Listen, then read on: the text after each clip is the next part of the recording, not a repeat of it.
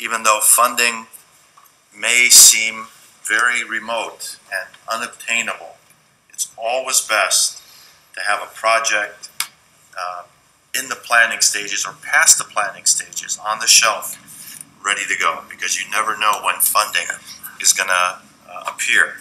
And if you say, wait a minute, let me do a study on it, someone else is going to be there grabbing it. Before you got appointed, Mr. Quintero, back in, was it May or June, we did have a discussion on a study that I had asked for at Metro between transit between Union Station, Glendale, and Burbank Airport. So we got several different options, and I think Bradley presented it, or someone presented it. Metro did. Metro was here. And so we had the full range of a dedicated light rail system all the way to increased Metrolink service. The light rail system, although is probably the best and most attractive, had a price tag of about $5 billion, so it was a little bit expensive.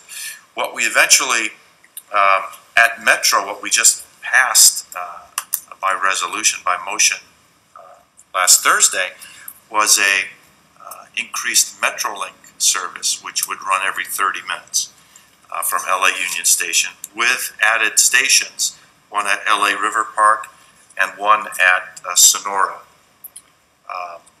And then it would go on to Burbank.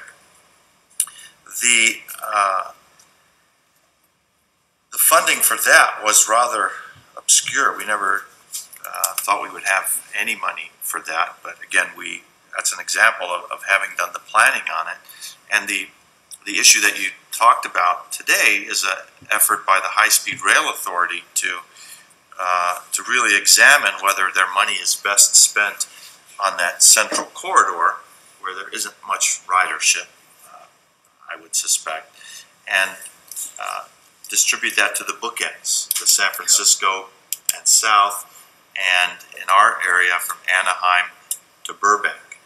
So that funding, potentially there's $5 billion of funding which could come through. Metrolink is ready to use that in upgrades to the system, where this 30-minute headway on the trains may very well be a reality in the near future. So we'll see how that all works out. On this particular streetcar,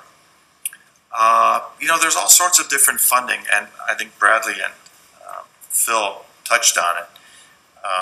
There is New Starts money from the federal government, which is a grant funding. There are perhaps cost savings on the B line in the operations.